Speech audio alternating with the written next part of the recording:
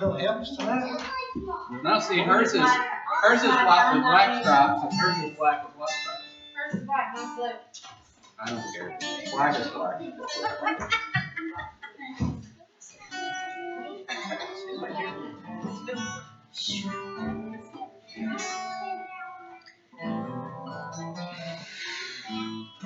Where's she going?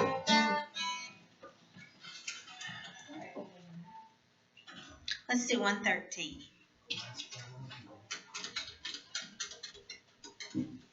Down at glory to his name. Down at the cross.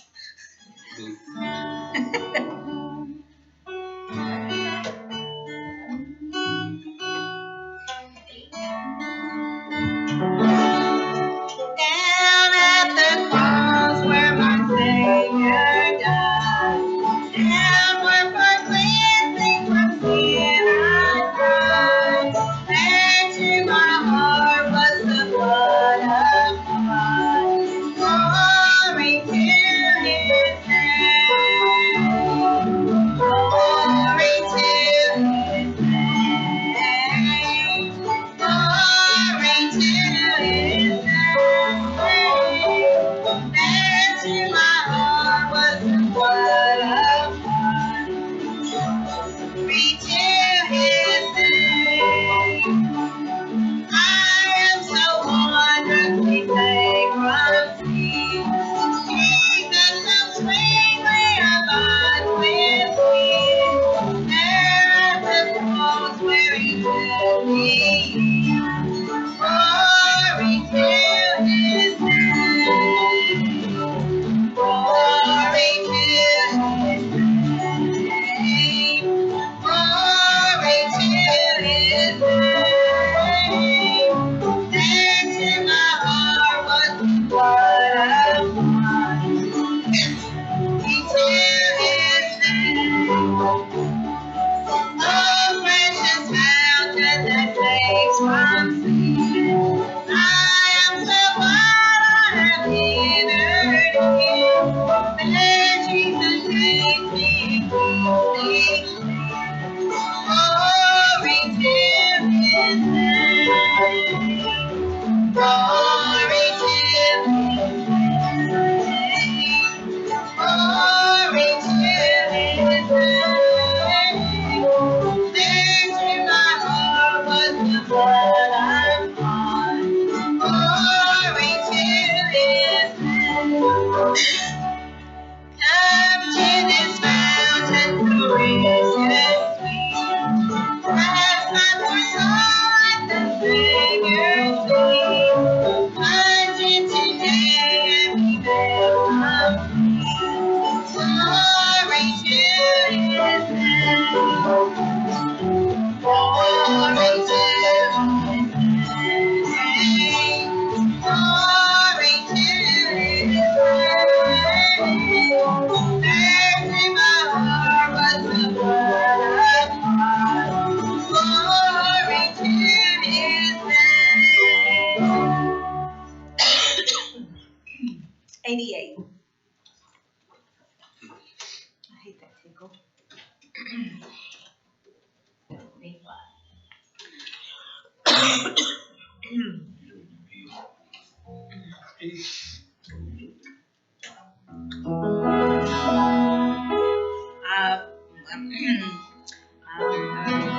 Land of joy and peace and wonderful life. A beautiful place to precious spirits can never find. Where all who believe the Savior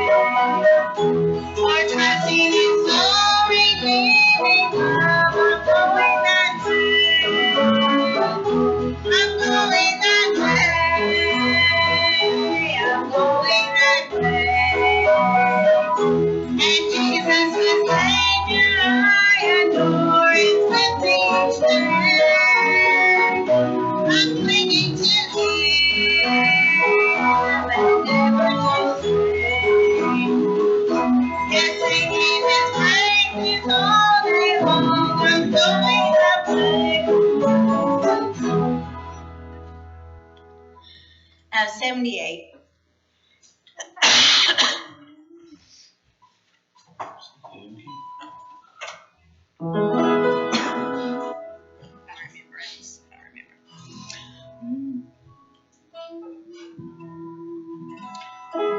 World is bright and cheery, and I'm singing every day.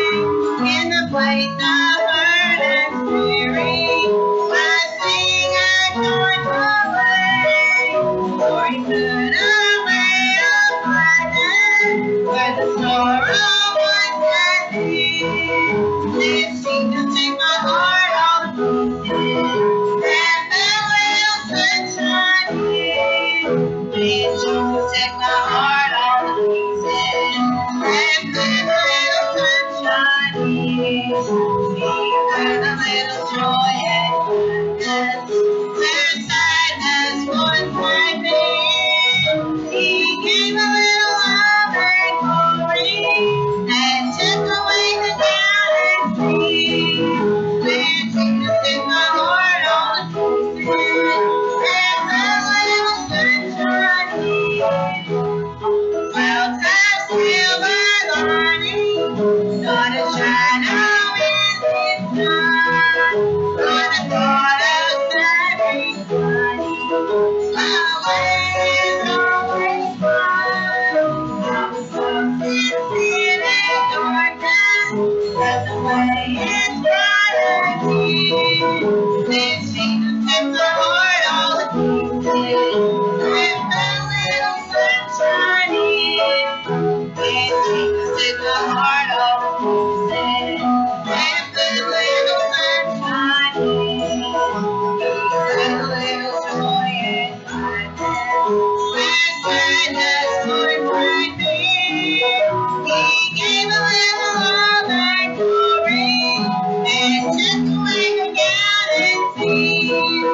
When Jesus took my heart all to pieces, and the little sunshine in.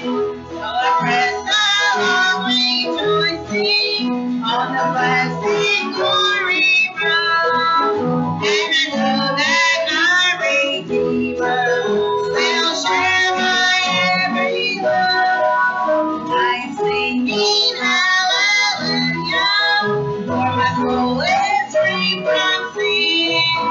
Since Jesus took my heart all to pieces, and the little sunshine in. Since Jesus took my heart all to pieces, and the little sunshine in. And a little joy and gladness, where sadness once had been. He gave a little love and glory, and took away the golden fear. Since Jesus took my heart all to pieces, and the little sunshine in. Let's try 56. We'll just sing in anything below 100. Grace for every need. Yeah. Oh, wrote it. Good care. On that is. Did you turn it up? Good deal. We ought to be able to hear you over everything now, right? I hear you. She does a good job.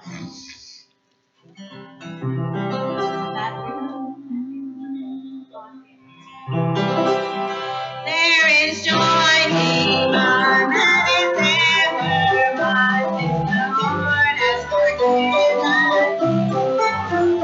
And I work and sing for my blessing, He by His grace I have been made free.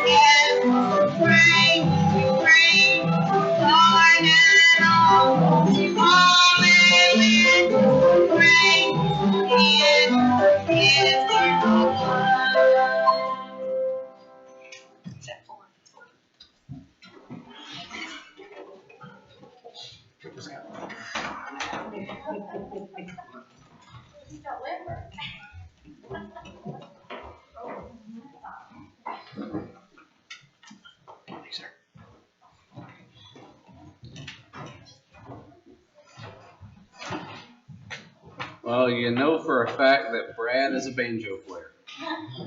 Because he has a daughter.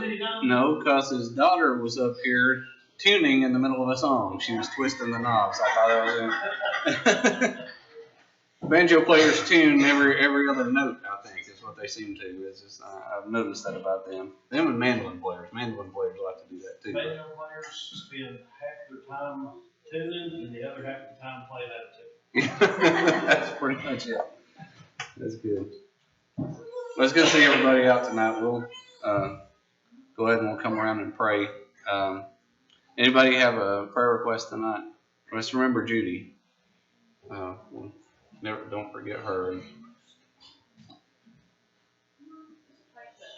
Make sure everything will go good.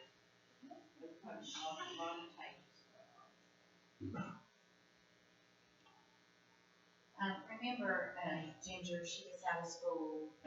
Next week I think it is, but she's applied for a job.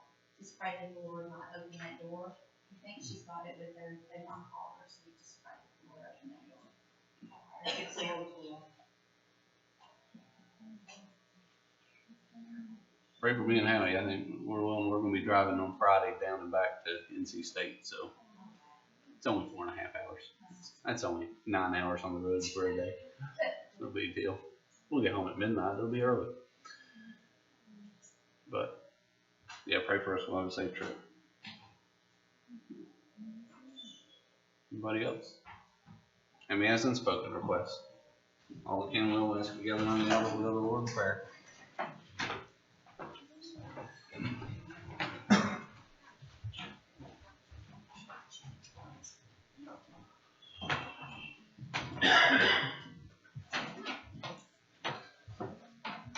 Most kind of gracious Heavenly Father, You're a Father, Father, we again, thank you for this day, for this day. That's what it's all about. When we got a service, we just Walk outside, I want to just say, wow, we Each actually word we know ask that them to listen.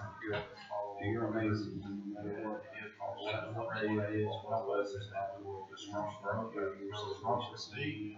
Thy word, and also, wow, we love you. And the request that we're in the heart of those here and make us all blessed. Show them good and great yourself. We pray as you just touch them. Accomplish things. We all thank you. Continue to do it. We're going to you all in the life of our Lord. That you just continue to show your mercy and show your love. So I pray for every soul that touches her. Lord, we just listen to Jesus. Lord, if you open up and read and study your word, we pray that you just do in the midst of us, Lord, that we might understand it, Lord, that we want to take a message away and appreciate, Lord, the scale of the things, Lord, that you do. We know, God, that it's, we're just men, but Lord, we do what you do. And Lord, we thank you, God, again for this here at the church. I pray that again, and you just meet each need. For all these things, we ask in Jesus' name. Amen.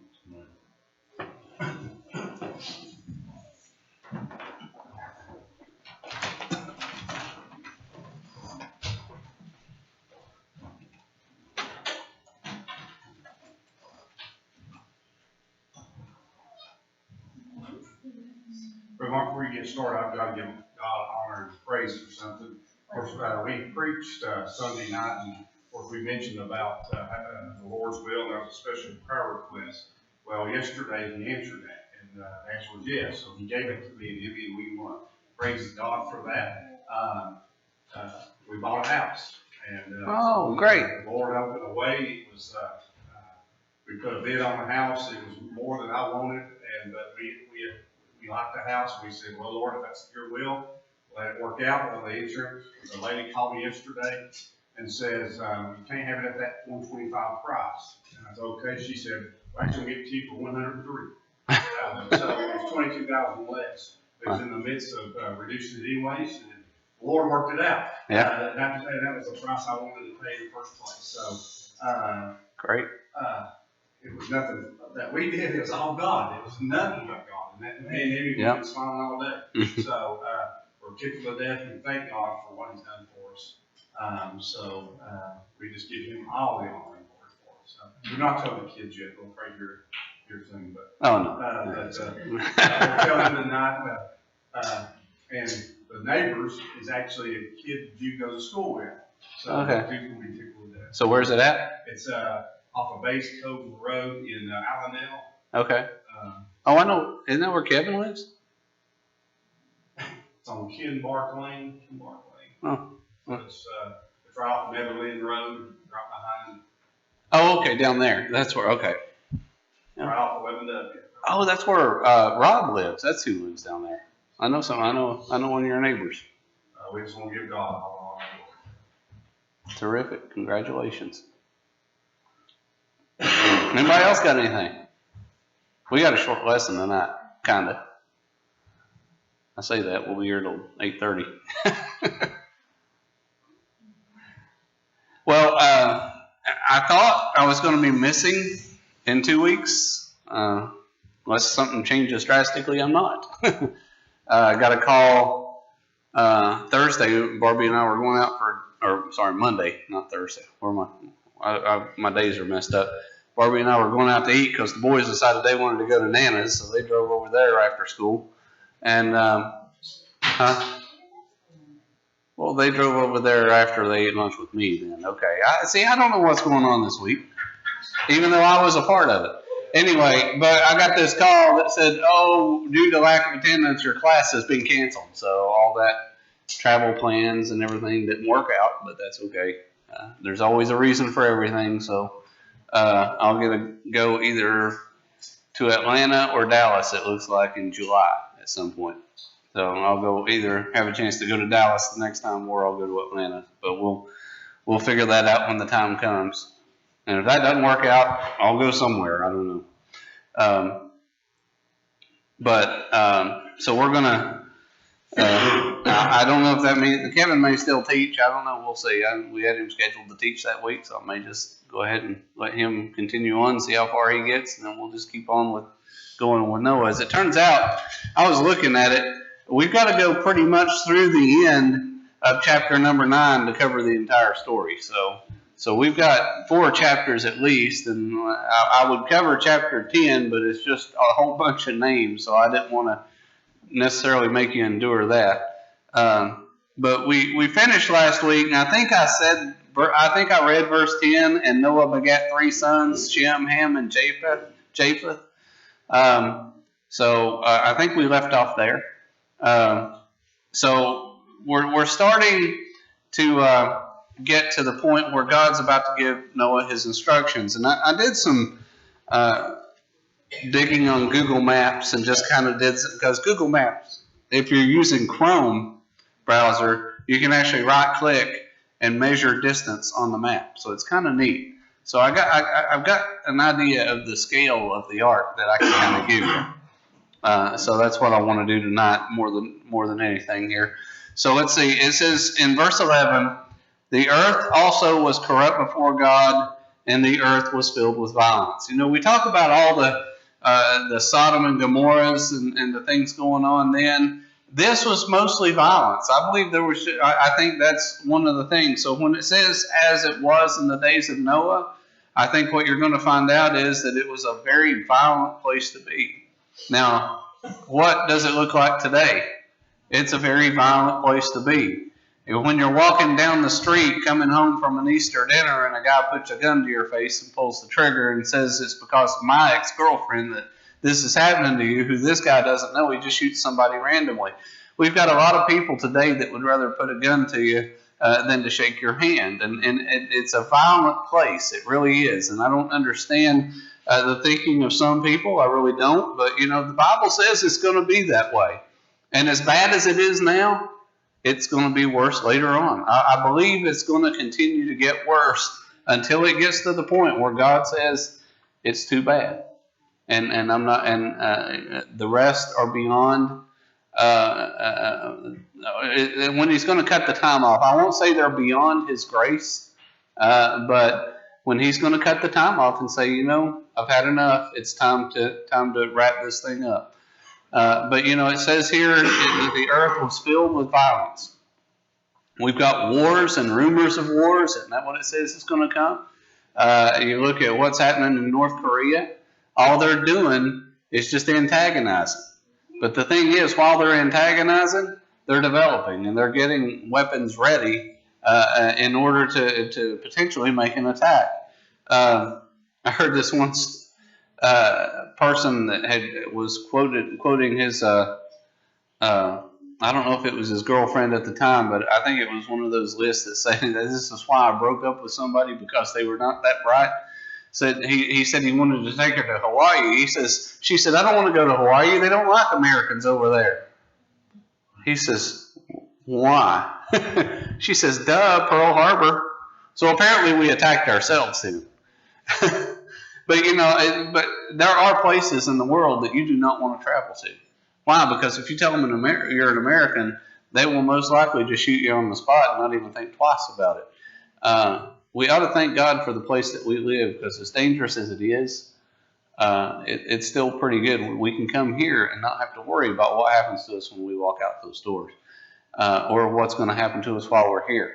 Now, that's not to say this never happened before here, that there aren't crazy people in the world. There are, and in the United States, but in general, we feel safe coming here.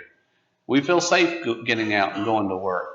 There are places in the world where you go out and you don't know if you're coming home, and we really don't. But still, it's not as bad as it's going to get. Is the point? So it says, and God looked upon the earth, and behold, it was corrupt, for all flesh had corrupted his way upon the earth. It's the flesh that we war against every single day. The spirit wars against the flesh. The New Testament speaks of it. And all flesh, it said, every living thing, is the way I look at that, was corrupted before God. Now, that was, everybody had sinned. For all have sinned and come short. Now, if you think about it, there was no law. There was nothing written down at this point that said this is right or this is wrong. So why was it evil what they were doing? Well, if you think about it this way, what tree did Adam and Eve eat of? The tree of knowledge of good and evil. You know what that meant? That meant we know what's right and what's wrong. And we choose to do what's wrong most of the time, it seems like. They had the knowledge. They knew what they were doing was wrong. Cain knew that it wasn't right to slay his brother, but what did he do? He did it anyway. Why? Because he was angry. He let the flesh take over. I'm not going to get into this weekend's message, okay? Or no, sorry, that'll be next weekend's, not this weekend. I'm not preaching this weekend. Maybe Sunday night. I don't know. But it says. So God looked upon the earth, and behold, it was corrupt. You ever just look at something, Barbie looks at every time something stains and wants to throw it away,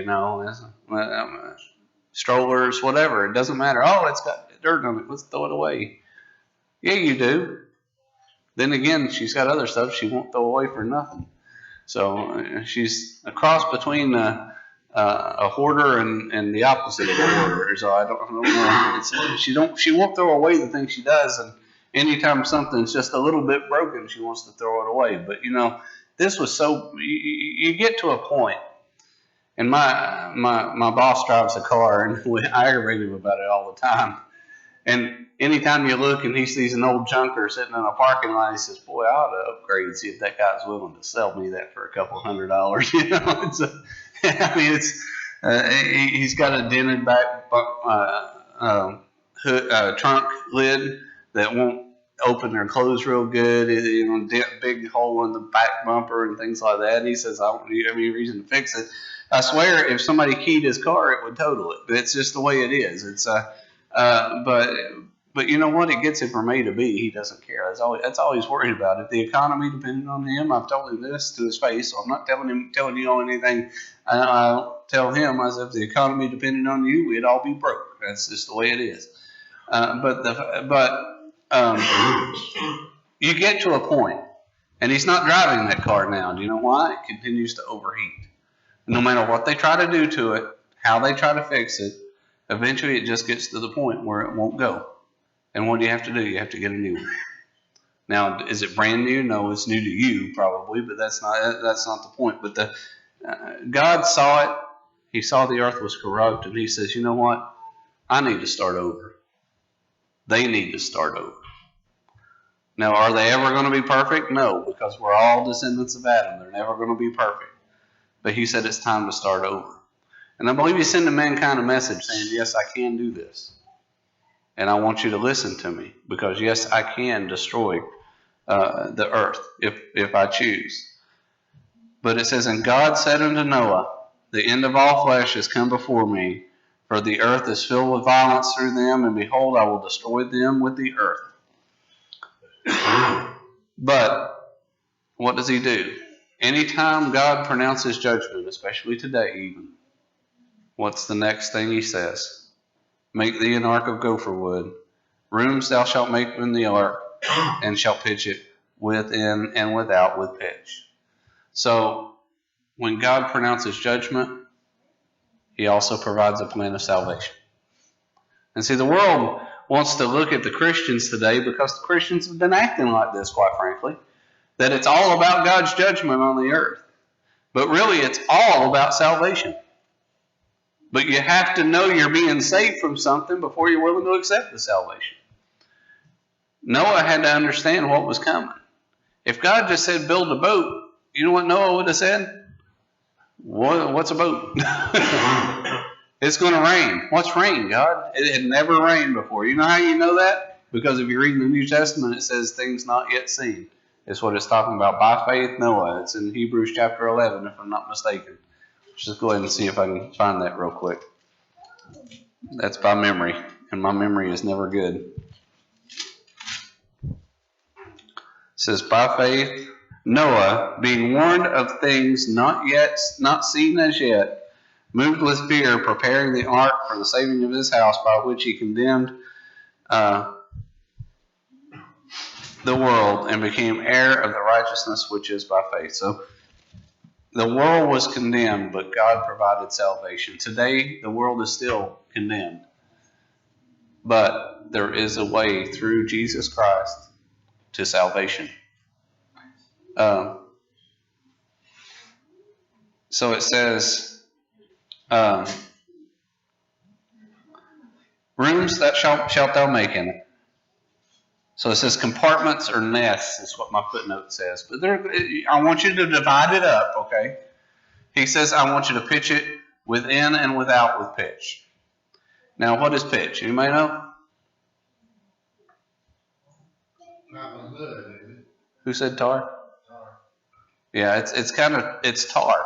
If you think about the Middle East, what they got? They got oil, they got tar, they got all kinds of things over there, and tar was just as plentiful as the oil. So yeah, it kind of goes. It holds everything together, and it seals it. You know, I mean, if you're gonna build a boat, what's the one thing you're gonna want to make sure? It's waterproof, and the tar helps seal it.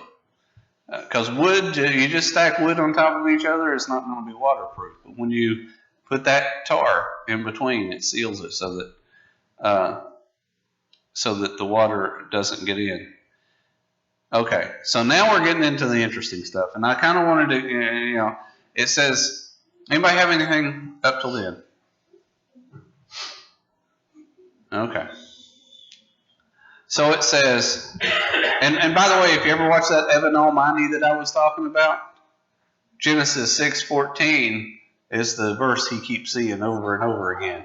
He sees license plates in front of him, Gen 6:14. He sees the clock goes off, the alarm clock goes off at 6:14 every morning, and it's a Genesis alarm clock or something like that. It's just kind of funny that it keeps showing up like that. And it says, but it says, and this is the fashion which thou shalt make it of. The length of the ark shall be 300 cubits, the breadth of it 50 cubits, and the height of it 30 cubits. So, You do the math. We were talking about that earlier before church, and David found the same thing that we've all found. It's a cubit is basically the measurement. And it was typically, it differed from person to person, but they had a standard cubit measurement. But it's basically from the tip of your finger to your elbow. That's what it is. So everybody measured it different. Well, you have to have standard measurements if you're going to do this. So what did you back then? They might have just used the tip of their elbow to the tip of their finger, but they eventually got to have a standard cubit size. It's about 18 inches. So you can figure about 1.5 feet. So what do? You multiply 1.5 times, and I know math is escape Barbie, but most of y'all can probably do this. So at 300 cubits, you're talking about 450 feet. Now, to give you an idea just how long the ark is, okay? You know this house that sits up, the second house, on if you're going back toward the road, the second house, all the way to the end of Judy's house. Actually, it's the center of the house to the center of the house. That's 450 feet. Another way to look at it is from the creek. If you go to the widest part of the parking lot and stand at the creek and measure to the fellowship hall, twice. That's how long the ark is. So that kind of gives you an idea of just how big it is. So imagine from the creek at the widest part of the parking lot, not this narrow part, but at the widest part of the parking lot, all the way to the fellowship hall, on the back side of the fellowship hall, actually, twice. So it's just pretty amazing how long this thing was. So the width of the breadth of it, which is the width, 50 cubits. That's 75 feet. To give you an idea, it was about 50 feet from the back of the church to the end of the stage. So basically, from the back of the church to almost the fellowship hall wide. That's how wide it was. Now that's how long this place is. Look how many we fit in here. The height of it is 30 cubits. That's 45 feet. That's a 4-story building. So think of somewhere around the height of the new Eastman building over here, the glass building. Probably 1 floor down. It's 5 stories, I think. So 1 floor down from the height of that. But that'll give you a kind of a gauge of just how big this thing is. Now, I've seen Mythbusters, I think, went in and tried to disprove that this ark could have even survived the deluge that came. And we'll talk about the waters and everything. But what they ended up finding out is that this was the most stable dimensions that could have ever been made. And it wasn't done by an architect, but it was done by the architect of the universe. and so, God wanted to make it stable. Was it fun in that ark? I'll guarantee you, no, it wasn't. I'll guarantee you. But he made it so that no matter how high the waves got, no matter how rough the storm got, no matter how hard the wind blew, that it was not going to tip over. This was an ark that was going to take people to safety.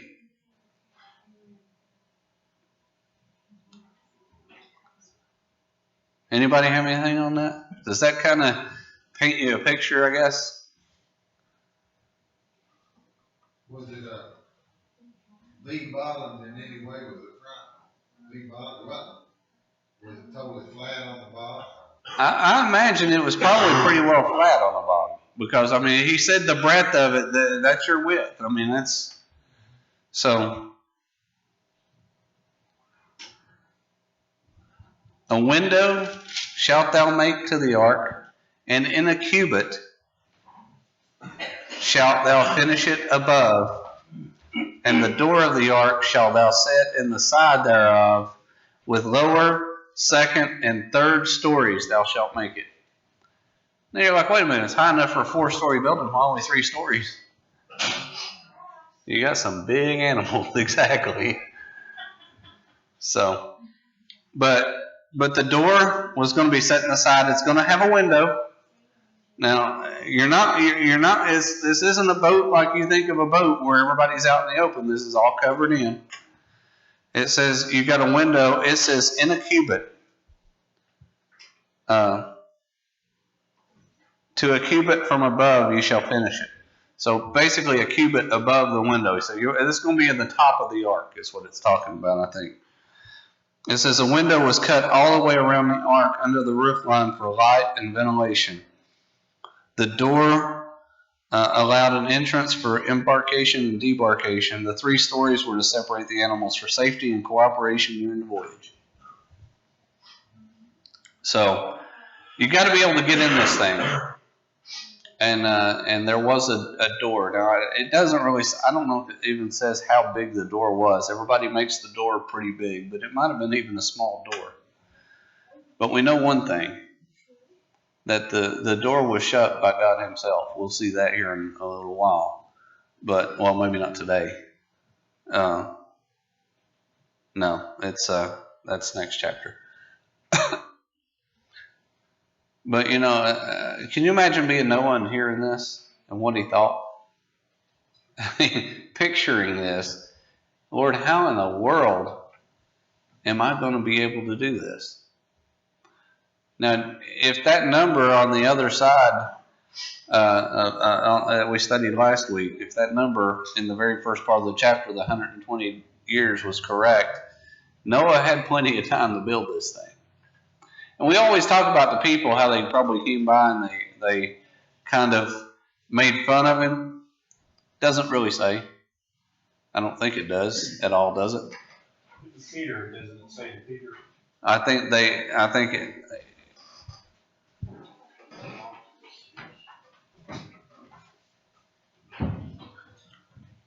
We'll get to that probably when he goes into the ark, but we know that there were most likely people banging on the door. That's why God had to be the one to shut him in. But it says, and behold, even I, do bring a flood of waters upon the earth to destroy all flesh, wherein is the breath of life from under heaven, and everything that is in the earth shall die. Now, he didn't leave anything out. All the animals, all the people, and the way that the waters came up from above, he might have even got a few of the fish because it was probably there were probably some things that happened under the water as well.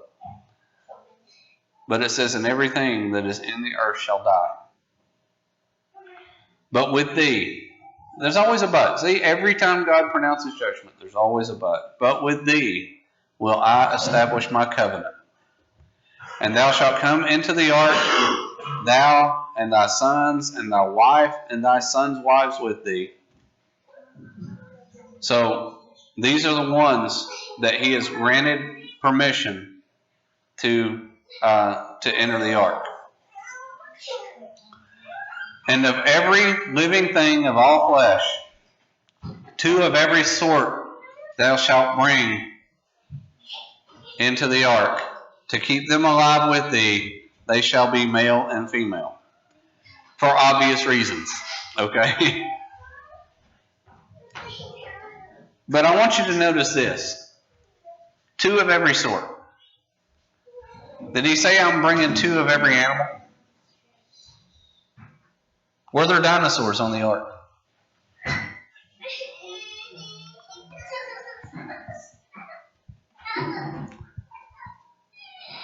He said 2 of every kind. Not 2 of every sort. Not 2 of every animal. He said 2 of every sort. Which means maybe you don't have the big dinosaurs. You have the smaller ones. Lizards, crocodiles, the amphibians, the ones that Noah could reasonably fit on the ark. If you don't believe there were dinosaurs, you got to look at the book of Job. Job was there's a story in there that talks about a place called it talks about a beast called Behemoth. You ever heard of that? You ever heard of what it says? Let me see if I can find it real quick. And this is why I think, at least at some point in biblical times while Job lived, there was a beast that sounds a whole lot like a dinosaur.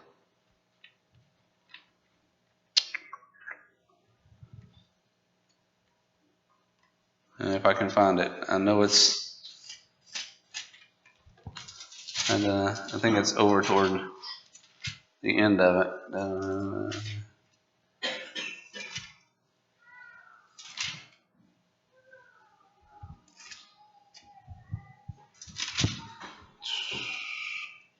Here we go.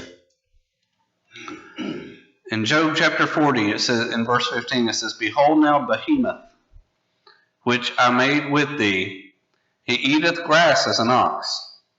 Lo now, his strength is in his loins, and his force is in the navel of his belly. He moveth his tail like a cedar, the sinews of his stones are wrapped together.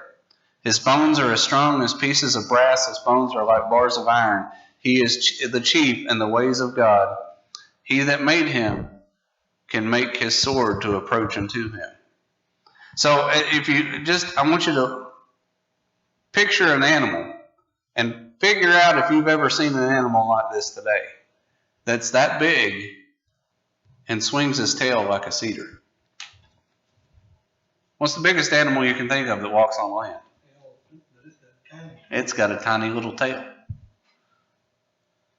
Rhinoceros, another tiny little tail. Can you think of an animal that swings its tail like a cedar? No, I can't think of anything like that. Brontosaurus. We've seen those bones dug up, so who knows? I mean, those animals could have absolutely walked the earth, and I believe they did. I believe the scientists have misinterpreted what they've seen. And but if you look, the Bible speaks of these things. It also talks about a creature called a Leviathan that doesn't match up with a whale at all. And so you've got these different pieces of evidence that are in the Bible that you can look at, and they absolutely explain a whole lot of things. There's a group of people called Answers in Genesis. So if you're wanting to find some answers, search for them. It's called answersingenesis.org, I think is where it's at. There's all kinds of stuff. I've actually got some videos on that. I haven't even watched them yet, but it's called Dragons or Dinosaurs. There's one like that, and then there's other things that I've got. I haven't even watched them yet, so I might scan through those, and we might do those one of our fellowship nights too after we finish this Bible series. But the point is, it's every kind of animal, not necessarily every animal. He didn't take every type of bird, but he did take birds. And how did animals get to the different continents? What if the continents spread apart? But then how did they get there? I don't know. There's a lot of things I can't answer. We'll find all that out when we get there. But 2 of every sort shalt thou bring into the ark to keep them alive with thee, and they shall be male and female. Of fowls after their kind, and of cattle after their kind, of every creeping thing of the earth after his kind. 2 of every sort shall come unto thee to keep them alive. Notice he didn't say, you need to go round up all these animals. He's got a big enough job building the boat. What did he say? 2 of every sort shall come unto thee. That's the one thing that was one of the funny little things in that Evan Almighty film, but it's exactly the way it happened. I don't believe Noah went out into the woods like the crocodile hunter used to catch the crocodiles or catch the snakes or to catch the, I don't believe he did that. I believe he just stood there and let the animals come on in. When the ark was finished, it was time. And the animals knew it was time. It's kind of funny. You'll see when earthquakes are about to happen, what do the animals do? They get a little antsy, don't they? They start running, they start jumping, they start acting all, they can feel it coming on. They know. And I believe the animals knew what was coming. I believe God told them just like he told Noah, and I believe they had a mission to come and to save their species. And it says, and thou shalt take unto thee of all the food that is eaten, and thou shalt gather it to thee, and it shall be food for thee and for them. Thus did Noah, according to all that God commanded him, so did he. You know, that's a big task. We complain when God asks us to do these little things. We complain when God asks us to do something that we might consider a little bit hard. And what did Noah do? He had faith. He said, I'm going to build a boat. I'm going to make sure that my family is safe. Most of all, he was a just man. He listened to God. He trusted God. You know, when God tells us something that might not make a whole lot of sense, we still need to trust him. And that's what Noah was doing here. But you know, God made sure he was provided for. He said, you can take all the food that you've got, put it in the ark. You're not going to be coming back here. You can just take it all with you. And by the way, it's going to be enough for you and for the animals. You know, the lions, when they were in there for those 40 days and 40 nights, and then we'll see how long they were on there afterwards. It was 150 days, it says, but that the waters were on the earth. But the lions, what did they eat? They ate the grass and they ate the stuff like that the same way. Because in one of these days, what does the Bible say? The lion's going to lie down with the lamb. I believe he's already made that happen. God can shut the lion's mouth just like he can shut our mouth too every now and then.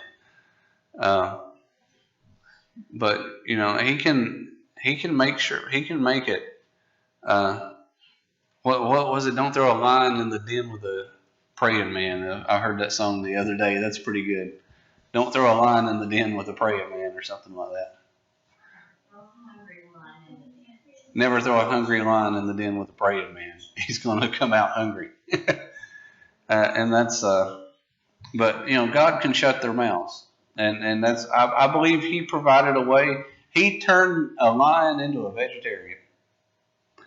Not like that bear that guy prayed about, you know, the guy that said, Lord, please make this bear a Christian. And the bear hits his knees and said, Lord, thank you for the meal I'm about to receive. When he's standing there in front of him. But you know, it's we need to realize God's going to make a way. Now, you think Noah was comfortable around these animals? I bet he was.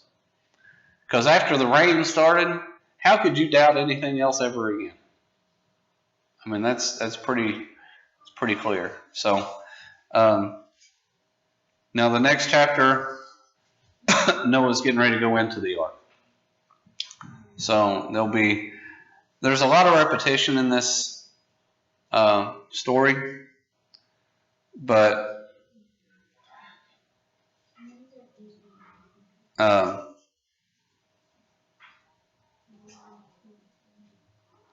was just reading my footnote here. We'll see an interesting little story about the seven, too. The 7 animals that he's supposed to bring all clean. And it may not be what we think. It may be. It may not be. But it's just kind of interesting. Interesting ways to think of it. Now, you know, one thing I'd like to do at some point, and I don't know, and we talked about this, there's other things that we could do, and you know, it wouldn't take much to take a day trip up to see the ark. It's about a 4.5 hour drive probably from here, maybe 5. We could do that in a day. It'd be hard, but we could do it. A lot of people do, but from here. But they have the ark replicated in, it's near Cincinnati, just above Lexington, between Lexington and Cincinnati. So that would be a fantastic trip just to see the scale of what the ark is. And you can really see it for yourself. So, anybody have anything else? You know, he wasn't anywhere near the water this time either. He built that boat on dry land. Yeah. And it was a big old boat. When we taught, and I taught in Sunday school to Howard Ginger, and we figured it was what, about the size of a football field or something like that. And a half. Yeah, football field and a half. You know, he built that on dry land. There was no way, and the people knew he wasn't going to take that boat nowhere. I'm sure maybe he was ridiculed for that, or made fun of, you know. But the most amazing thing to me has always been that him and his three sons built that boat. Well, it doesn't even say the three sons helped, but you would think they would for that. Right. I mean, how did they get all the wood there? How did that? It's just amazing to me. So. God makes a way. And like I said, he gave them time. When the boat was finished, the rain came. That's what we're going to find out. And I don't believe he was ready. He wasn't going to destroy the earth until the boat was finished. He always has a plan himself, just like he's not coming back until his church is finished. And that's, we can thank him for that, because there's somebody else out there that's going to be saved. That's an amazing thought. There's at least one more that's going to be saved. And until that day when he comes back. For those of you who didn't know, I did order the tickets, so we should be in good shape there. The way we were smarter this year, we found a row that was half taken, because they have a requirement that you have to fill up a row before you can take any more rows. So we filled up that row, and then we got 12 in the next row. So we got 13 in one row and 12 in the next row. So we're kind of evenly split. We're on the center section on the left-hand side, rows O and P. So we're about 4 and 5 rows from the back, I think. So it should be really good seats. Not that there's a bad seat in the house, but so that's all taken care of. I think we have a reservation, so we're all good to go there. Anybody else have anything? Y'all asleep? Yeah, I figured. Yeah, keep bragging. Anyway. That's all teachers do, is they go out and play all day with the kids.